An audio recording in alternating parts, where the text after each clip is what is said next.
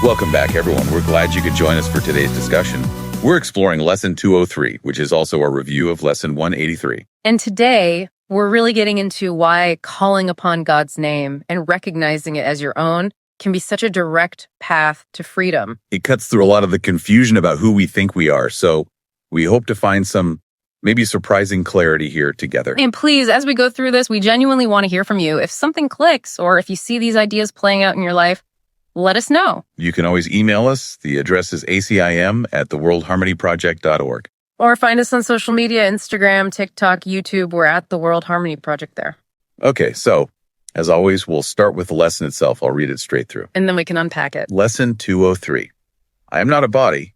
I am free, for I am still as God created me. Reviewing Lesson 183. I call upon God's name and on my own. The name of God is my deliverance from every thought of evil and of sin, because it is my own as well as His. So the heart of this lesson is this invitation to use God's name, but with this crucial understanding that it's our name too. Right. When the Course talks about God's name being holy, It's saying our inherent nature is holy right here, right now. it's a powerful reminder that this isn't about striving to become something different. It's about remembering. Just remembering who we truly are beneath everything else. And yet we do spend so much time calling ourselves other things, don't we? Oh, absolutely. We pick up these labels, parent, partner, sometimes things like a mess or a burden, even a survivor. And those names, those labels, they carry such weight. They can feel so solid. And this lesson asks this quite radical question. What if God's name is the only name that actually tells the whole truth about you? That's such a vital point. And maybe it's important to clarify. This isn't about throwing away our life stories or experiences. Those are part of the journey. It's more about loosening the grip those stories have on our sense of self. Sometimes just pausing. Asking that question. Yeah, just asking, who am I believing I am in this moment? And is that really what I want to be true? That alone can create a shift. It can open things up. But I know for myself anyway, that kind of self-questioning isn't always easy. It can feel challenging. Definitely. It's a continuous learning process, isn't it? Not about reaching some endpoint of mastery. For sure. I often see my own family, maybe especially my kids, acting like little flashlights. They shine a light right on the spots where I've forgotten who I am. It's humbling, but that's where the real learning happens, I find. I recognize that too. It's amazing how easily, how subtly I can drift into self-doubt or irritation. Without even realizing you've put on some old limiting name. Exactly. And when that happens, this lesson feels like a chance to just reset. A do-over is always available. We can recenter. And this practice doesn't require some special setting. You can do it anywhere. Folding laundry. Walking through the supermarket, sitting in traffic. You don't need to feel particularly holy to connect with that underlying holiness.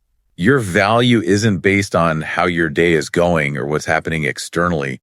It's just about being willing to remember. So maybe think about a recent moment. Maybe you snapped at someone, or you held back when you wanted to speak. What name did you kind of unconsciously step into right then? The impatient one, the timid one. This lesson gently invites you to step back from that label and reclaim something truer. Thinking back to Lesson 183, when we first encountered it, I remember having some real resistance to the phrase calling on. Oh, what was that like? It felt needy, like admitting weakness, asking for help. I didn't like that feeling. I can understand that interpretation. But this time around, something shifted. I heard someone explain it once. That calling on God isn't begging, it's joining. Joining, that's powerful. That reframes the whole thing. It completely changed it for me. And for me, that line, God's name and on my own, that was the lightning bolt. The implication is huge. It means if we truly share that name, there's nothing to earn, nothing to prove, no deserving required. It just is. It's simply true. And even after all this time with the Course, I find I still need that reminder often to interrupt that negative inner chatter. So for anyone listening, we're curious. What resonated for you with this lesson over the past weeks?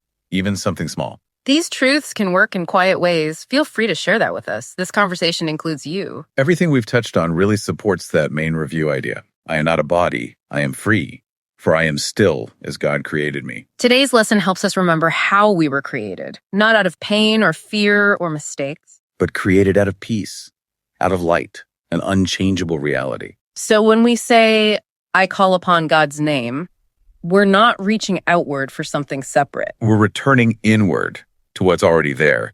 That is freedom. You're not the body, the part that forgets. You're the light, the part that remembers. And speaking of remembering, listener questions are so helpful for digging into these ideas. They bring up angles we might not have considered. I especially value when people share where they feel stuck or challenged by the course. Me too.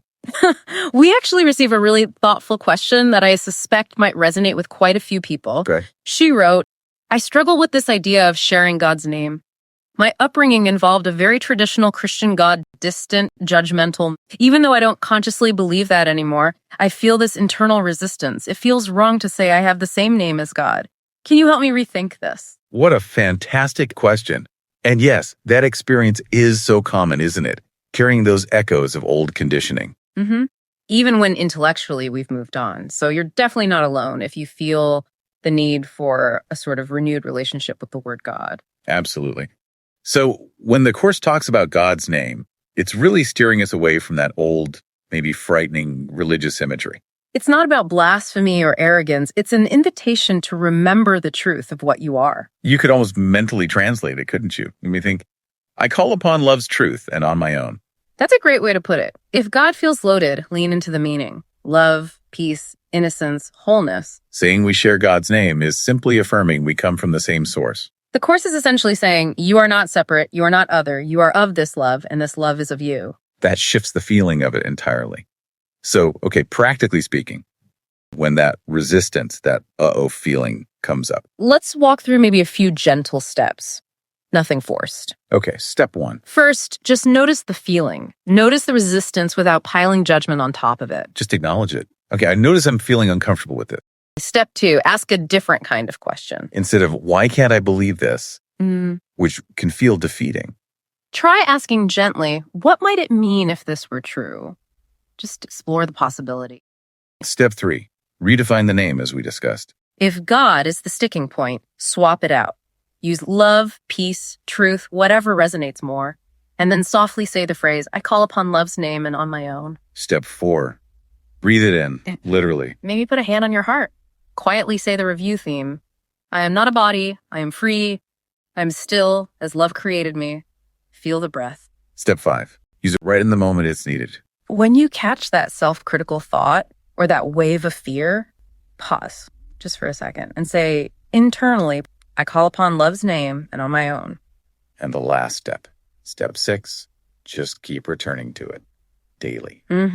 This isn't about forcing belief overnight. It's more like gently opening a door again and again, letting the truth feel familiar over time. Those are really helpful practical steps. I hope they offer some real support to the listener who asked and anyone else feeling that tension with the language. And it's always worth remembering.